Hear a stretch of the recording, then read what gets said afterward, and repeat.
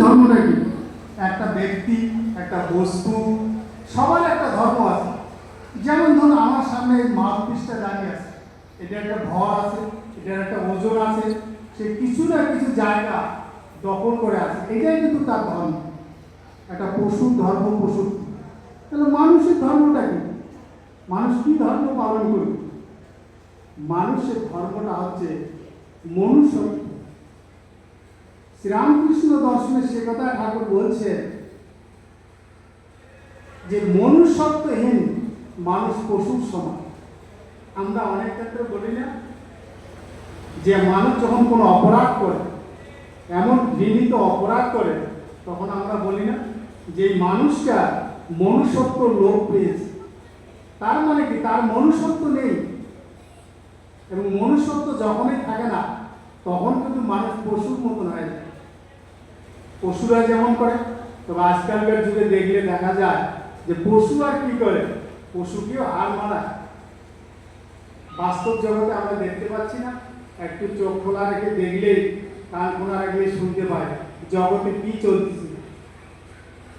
তাহলে এটি কি ধর্ম? যদি একটা মানুষের কোনো এতটুকু যদি মনুষ্যত্ব বোধ থাকে, তাহলে কি সে অন্যায় করতে পারে জগতের প্রতি? স্বামী বিবেকানন্দ বলছেন, পরের উপকার করাই ধর্ম, পর পীড়নে পাপ। তাহলে আপনি যদি এই সত্য কথা জীবনে যদি পালন করে কেউ কোনো মানুষ, তাহলে কি সে অন্যায় করতে পারে? পরের উপকার করা ধর্ম, পরের ক্ষতি করায় পাপ। কোনো কিছু তাকে পালন করতে হবে না। যদি সে জীবনে সারা জীবন এইটি পালন করে, তাহলে কি এই জগতে, এই সংসারে, এই দেশে কোনো অন্যায় হয়? ধর্ম বলতে শুধু এটা নয় যে আপনার দুর্গা বুঝতে হবে, কালী বুঝতে হবে, 64 প্রহর হরিনাম সংকীর্তন করতে হবে, এইটি কি ধর্ম? আমি আপনাদের আরেকটা খুব সুন্দর উদাহরণ দিয়ে বলছি, আমরা কি ধর্ম করি। আপনারা নিশ্চয়ই ফিনল্যান্ডের নাম শুনেছেন, আয়ারল্যান্ডের নাম শুনেছেন, নেদারল্যান্ডের নাম শুনেছেন, জাপানের নাম শুনেছেন। এরকম অনেক দেশ আছে যারা পৃথিবীর মধ্যে সবচেয়ে সুখী। ফিনল্যান্ডের নাম শুনছেন আপনারা? পৃথিবীর মধ্যে সবচেয়ে সুখী দেশ হলো ফিনল্যান্ড। সেখানকার মানুষরা কি ধর্ম পালন করে একটু শোনেন, এবং তাদের ধর্মের সঙ্গে আমাদের ধর্মটা একটু কম্পেয়ার করবেন, মিলাবেন, যে তারা কি ধর্ম পালন করে এবং আমরা কি করি। ফিনল্যান্ডের লোক সবচেয়ে জগতের মধ্যে সবচেয়ে সুখী লোক। সেখানকার 50%, 50% মানুষ নাস্তিক। নাস্তিককে যে কোনোদিন ঈশ্বর, ভগবান, গড কিচ্ছু বিশ্বাস করে না, তারা হলো নাস্তিক। জন্ম জন্মান্তর তারা কিচ্ছু বিশ্বাস করে না, কিছু বিশ্বাস করে, তারা একেবারেই নাস্তিক। আচ্ছা, আর কত থাকলো?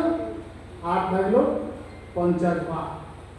50%-এর মধ্যে 30% যা লোক আছেন, তারা যে ঈশ্বর, ভগবান, আল্লাহ, গড বলে কিছু আছে, সে সম্পর্কে তারা কিছুই জানে না, একেবারে আননোন।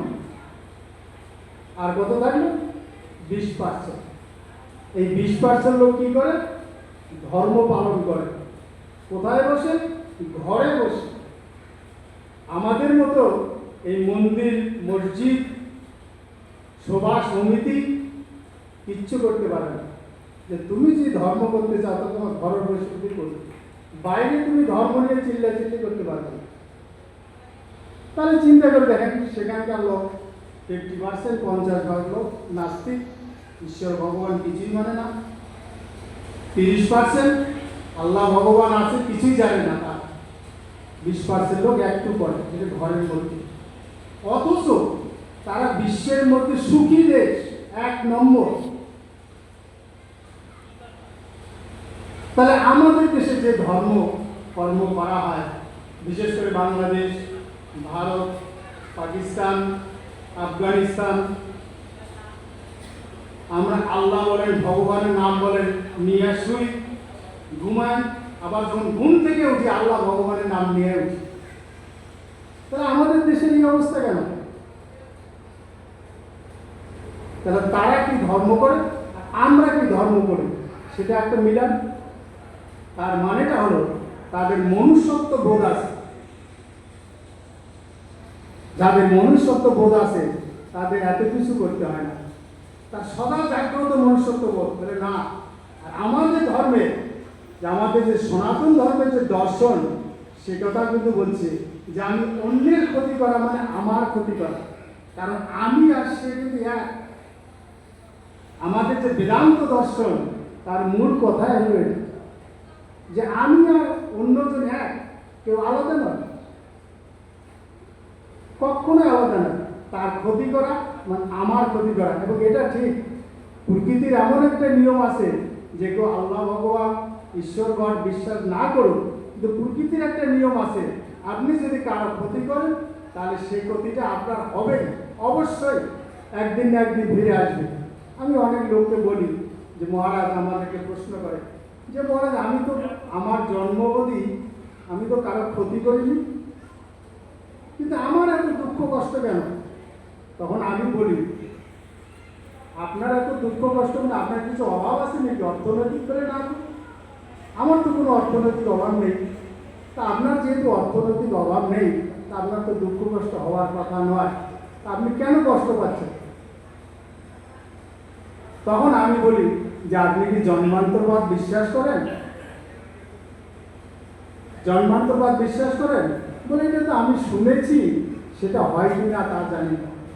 তখন আমি বললাম দেখেন, শ্রীরামকৃষ্ণদেব একটা কথা বলছেন, যদি আপনি শ্রীরামকৃষ্ণদেবকে ভগবান মানেন, তাহলে ভগবান অতীত বর্তমান ভবিষ্যৎ সব কিছুই জানেন। তিনি বলতে পারবেন শ্রীরামকৃষ্ণদেবকে ভগবান মানেন? তখন সে কিছু কথা বলছে না। তখন আমি বললাম দেখেন, শ্রীরামকৃষ্ণদেব বলছে যে শ্রীরামকৃষ্ণ একজন রসদার ছিলেন রানী রাসমণির জামতা মথুর বাবু। তো মধুর বাবুর যখন শরীর চলে যায় এই জগৎ থেকে, তখন শ্রীরামকৃষ্ণদেব বলছেন যে দেখো ওই যে মধুর চলে গেল। তখন ভক্তরা প্রশ্ন করছে যে ঠাকুর মথুর বাবু চলে গেলেন, কোথায় গেলেন? যে মথুর বাবু চলে গেলেন এই জগৎ থেকে, কিন্তু তার আরেকটা জায়গায় জন্মগ্রহণ করল। তাই নাকি? বলে বলে কেন? বলে তার কিছু ভোগ বাকি আছে।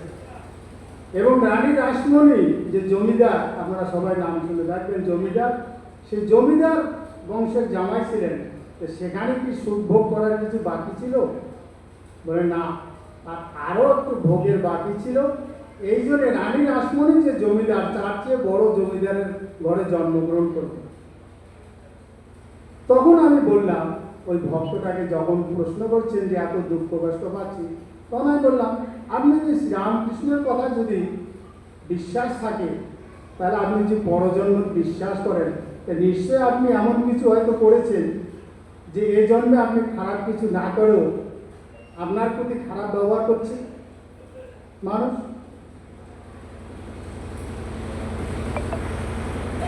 তখন আর তিনি এই ধরনের কোনো কথা বলছেন না। কারণ আমি বললাম দেখুন, আমাদের শাস্ত্রে জন্মান্তরবাদ আছে। জন্মান্তরবাদ যদি না থাকে তাহলে আপনি কেন কষ্ট পাবেন? নিশ্চয় করেছেন। আর জন্মান্তরবাদের কথা যদি বিশ্বাস করতে হয়, যেটা আমি মনে করি, আপনারা কি মনে করবেন জানি না, যখন একটা ছেলে সন্তান জন্মগ্রহণ করে এবং সন্তান, বাচ্চা সন্তান, ছেলে সন্তান মানে খুব খুব পবিত্র, তার মধ্যে কোনো পাপ থাকে না। আপনারা দেখবেন কেউ জন্মগ্রহণ করে রাজ পরিবারে, আর কেউ জন্মগ্রহণ করে একটা পরিস্থিতি। তাহলে দুইটা দুই রকম হলো কেন? একটা নিষ্পাপ শিশু, তার মধ্যে কোনো পাপ নেই, একটা জন্মগ্রহণ করে মায়ের দুধ পাচ্ছে না, তো কি খেয়ে বাঁচবে এরকম অবস্থা। আর একটা খেতে পারছে না, একটা সোনার চামচ দিয়ে সে দুধ খাচ্ছে। তো এইটি কেন হলো? কারণটা কি? নিশ্চয়ই একটা কারণ আছে, কারণ না থাকলে তো কার্য হয় না। তো এইটি দেখলে আমার মনে হয় যে জন্মান্তরবাদ অবশ্যই আছে। সে জন্ম থেকেই দুঃখী একজন, বস্তিতে যে জন্মগ্রহণ করেছে, আর একজন জন্মগ্রহণ করেই সুখী। আদবানির নাম শুনেছেন? তার ছেলের, তার মেয়ের নাতি, ছেলের নাতি যখন অন্নপ্রাশন হয় তখন কিভাবে অন্নপ্রাশন করেছিল আপনারা দেখেছেন মনে হয় ইউটিউবে। সোনার বাটি, সোনার থালা, সোনার গ্লাস, কত কিছু উপহার। আর বস্তিতে যে ছেলেটা জন্মগ্রহণ করেছে সে কি পাবে? সে তো খাবারই পায় না। তাহলে কেন? তাহলে এইটি দেখে আমার মনে হয় অবশ্যই জন্মান্তরবাদ আছে, নাইলে এটি হবে না। যাই হোক, শ্রীরামকৃষ্ণ দর্শন এবং সর্বধর্ম সমন্বয়, এখানে একটি কথা আলোচনা হয়েছে, এক বক্তা বলেছেন সহজ এবং সরল। শ্রীরামকৃষ্ণ যে বলছেন সহজ সরল বলতে আমরা হাবাগোবা লোককে বুঝতে থাকি, যে এই লোকটা তার বুকে একটা কোনো অন্যায় করলে সে কিছু প্রতিকার করে না, যা বলি তাই শোনে, একটু হাবাগোবা টাইপের এই ধরনের। কিন্তু শ্রীরামকৃষ্ণ দর্শন এবং শ্রীরামকৃষ্ণ যে বলছেন যে সহজ সরল তাকেই বলে যার মন এবং মুখ এক। সহজ সরল মানে ওই নয় যা বলি তাই করবে, যা বলবে তাই শুনবে, একথা শ্রীরামকৃষ্ণ যে বলছেন না। কি বলছেন? যার মন এবং মুখ এক, সেই হলো সহজ এবং সরল, একথাকে বলছে। এবং এই মন আর মুখ যদি এক না থাকে তো জগতে যে কিরকম অবস্থা হয় সেটা তো বুঝতেই পারছেন।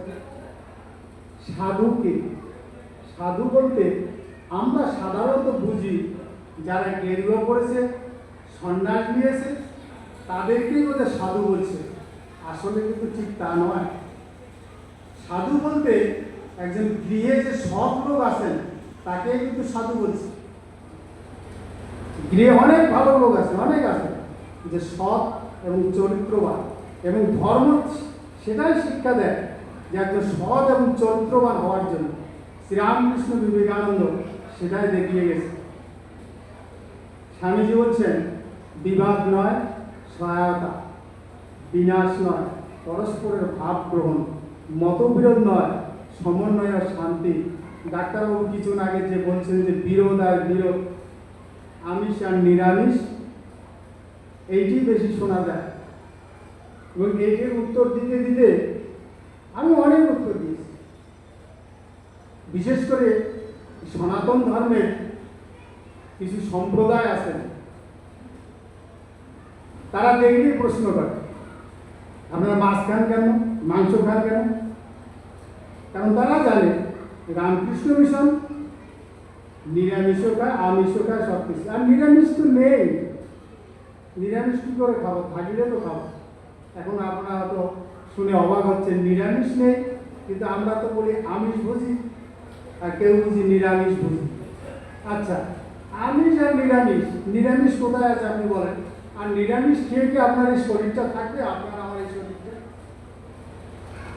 আমিষ বলতে যেটা হচ্ছে প্রোটিন, প্রোটিন ছাড়া কি বাঁচবে শরীরটা? ভাতের মধ্যে কি আপনার আমিষ নেই? আপনি ল্যাবরেটরিতে গিয়ে পরীক্ষা করান দেখি পাওয়া যায় কিনা। নিরামিষ বলতে যেটা আলু খান সেটার মধ্যে আমিষ নেই। নিরামিষ কথাটার অর্থ হলো যে সেখানে আমিষ নেই, তাকেই তো নিরামিষ বলছি। সেখানে নেই। করলা যে খান সেখানে আমিষ নেই। কেউ কি প্রুফ করতে পারবেন, প্রমাণ করতে পারবেন যে এটার মধ্যে আমিষ নেই? কিন্তু আপনি তো জানেন না যে আমি নিরামিষ খেলে বাঁচব, কিন্তু নিরামিষ তো নেই, কারণ আমার শরীরটা গঠন হচ্ছে প্রোটিন দিয়ে, এবং এখানে আমাকে প্রোটিন দিতেই হবে। আপনি যেটা খাচ্ছেন দুধের মধ্যে কতটুকু আমিষ আছে কতটুকু নিরামিষ আছে সেটা আপনারা ভালো করে জানেন। আবার দুধ মন্থন করে যখন ঘি বের করে, যখন ঘি হয়, এক ফোঁটা ঘিয়ের মধ্যে কত আমিষ আছে, কিন্তু আপনি নিরামিষ বুঝি, ঘি খান, ছানা খান, দুধ। তাহলে আপনি নিরামিষ বুঝি, আপনি আমিষ খান না? তাই আমাদের ধর্মটা ঠিক সেরকম হয়েছে। স্বামী বিবেকানন্দ বলছেন যে আমার ধর্মটা এখন কি হয়েছে জানেন? হাড়ি পাতিলের মধ্যে ঢুকে গেছে। এই সমস্ত নিয়ে তর্ক বিতর্ক করি, কিন্তু প্রকৃতপক্ষে একজন যদি সত্যিকারের আধ্যাত্মিক এবং ধার্মিক যে সমস্ত কথা আমি বললাম সেগুলো যদি পালন করে বুঝে ঠিক ঠিক, তাহলে কি সেই কথা বলবে? বিবাদ করবে? করবে না, কোনোদিন করবে না। কিন্তু সেটা সে বুঝতেই চায়। আরেকটা কথা আপনাদের সামনে আমি বলি, কথাটা হয়তো আপনাদের খারাপ লাগতে পারে, তো আমার মনে হয় বলা দরকার। অনেকেই প্রশ্ন করেন যে মহারাজ কার কথা শুনবো? আপনারা আরেক রকম বলেন, অন্য সম্প্রদায়ের সাধুরা আরেক রকম বলেন, এবং বিভিন্ন রকম বিভিন্নজন বক্তা বিভিন্ন রকম কথাবার্তা বলেন। তা আমরা কারটা ধরবো, কার কথাটা নেব, এ কথাও বলেন।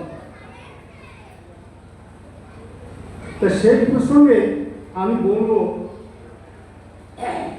এই প্রসঙ্গে তার আগে একটি কথা বলি যে শ্রীরামকৃষ্ণদেব স্বামী বিবেকানন্দকে একবার একটা কাজ করতে বলেছিলেন। ঠাকুরের কথা শুনে স্বামী বিবেকানন্দ সেই কাজটি করেছিলেন। করার পর সে কাজটি ভুল হয়ে গিয়েছে।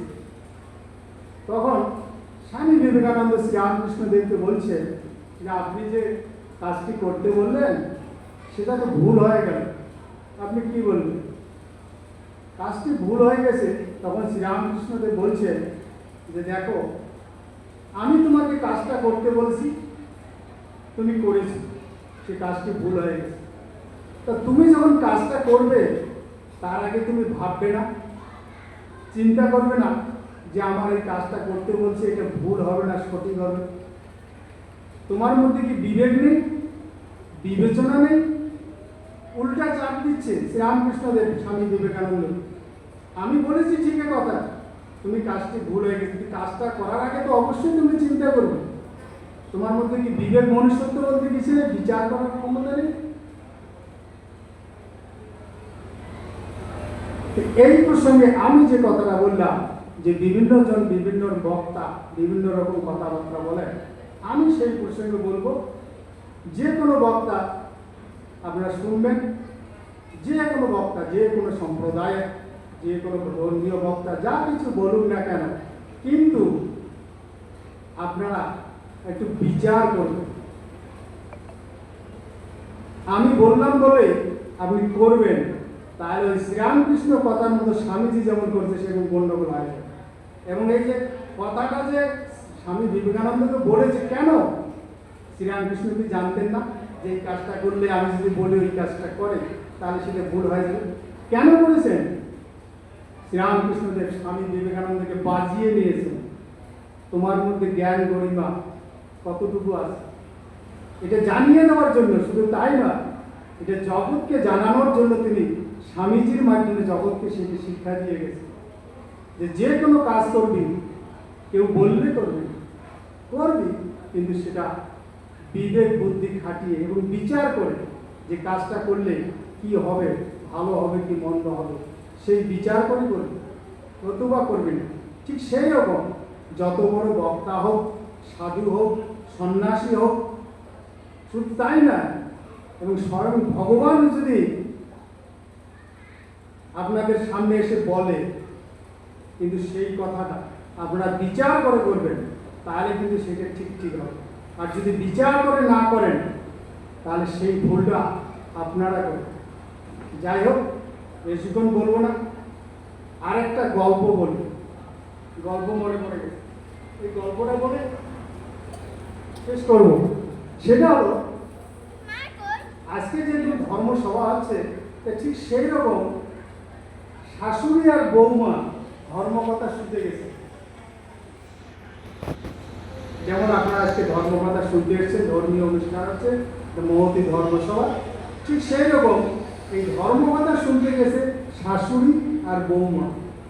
তো সেখানে ধর্মকথা শুনতে গিয়ে বক্তা বলছেন প্রতিটা জীবের মধ্যে ভগবান আছে এবং সেই জীবের সেবা করা মানে ভগবানের সেবা করা। সে গরু, মানুষ, কুকুর, বিড়াল যা কিছু আছে ঠিক তাদের সেবা করাই মানে ভগবানের সেবা করা। বা একথা শাশুড়ি এবং বৌমা দুজনেই শুনেছে। তারপর শাশুড়ি এবং বৌমা ধর্মকথা শুনে বাড়িতে চলে গেছেন। এখন বাড়ি যাওয়ার পর শাশুড়ি ভাত খাবে, শাশুড়িকে ভাত দিয়েছেন, কিন্তু শাশুড়ির ভাত খাওয়ার পরে প্রতিদিনের অভ্যাসটা দুধ ভাত খাওয়া। ভাত খাওয়ার পরে অনেকেরই একটা অভ্যাস থাকে দুধ ভাত খাওয়া। তা ভাত খাওয়া হয়ে গেছে, তখন শাশুড়ি ওই দুধ ভাত খাওয়ার জন্য অপেক্ষা করছে, বৌমা কখন এসে তার ভাতে দুধ ভাত দেবে। তো অপেক্ষা করতে করতে তখন শাশুড়ি এক পর্যায়ে, কিন্তু বৌমা আর আসে না। প্রতিদিন যেরকম দুধ ভাত দিয়েছেন খাওয়ার পরে, কিন্তু আর আসে না। তখন ডাক দিয়েছে, কি হলো বৌমা, তুমি দুধ ভাত দেবে না? আমি প্রতিদিন দুধ ভাত খাই, আসো দুধ দাও। তখন বৌমা এসে বলতেছে, দুধ নেই। কেন, কি হলো? দুধ নেই মানে? প্রতিদিন তো থাকে। বলছে না, ছিল দুধ, এখানে আমি চুলার মধ্যে বসিয়ে রেখে গেছিলাম। তারপরে যখন ওই ধর্মসভা থেকে ধর্মকথা শুনে এসে দেখছি রান্নাঘরে গিয়ে বিড়াল চুমু দিয়ে দুধ খাচ্ছে। আমি প্রথমে তাড়াতে চাইলাম, কিন্তু পরক্ষণে মনে পড়ে গেল ওই বক্তার কথা, কি ধর্মসভায় শুনে আসলাম, প্রতিটি জীবের সেবা করা মানে ভগবানের সেবা করা। কারণ সে তো ভগবানই তো দুধ খাচ্ছে, বিড়াল মানে একটা জীব, সবার মধ্যে তো সে ভগবান আছেন, এই ভেবে আমি আর তারাই নেই, কারণ ভগবান তো দুধ খাচ্ছে। তখন শাশুড়ি বলছে, তুমিও যেরকম হয়েছ, এরকম ধর্মকথা আমি অনেক শুনেছি, অনেক অনেক জায়গায় শুনেছি, যেখানে শুনেছি সেখানেই রেখে এসেছি। এই সমস্ত কথা কি বাড়িতে আনতে হয়? তাহলে এখন আপনারা বুঝে দেখুন, এরকম ধর্মকথা আমরা অনেকখানি শুনি, কিন্তু একটা সভা করতে গেলে অনেক পরিশ্রম দিতে হয়, অনেক অর্থ খরচ করতে হয়, অনেক শ্রম দিতে হয়। যদি এর মধ্যে কিছু মানুষ গ্রহণ করে, তাহলে কিন্তু এটা এই যে এত শ্রম, এত টাকা পয়সা খরচ, লোকজনের অনেক কিছু, তাহলে কিন্তু কিছুটা সার্থক হবে। ধন্যবাদ সবাই।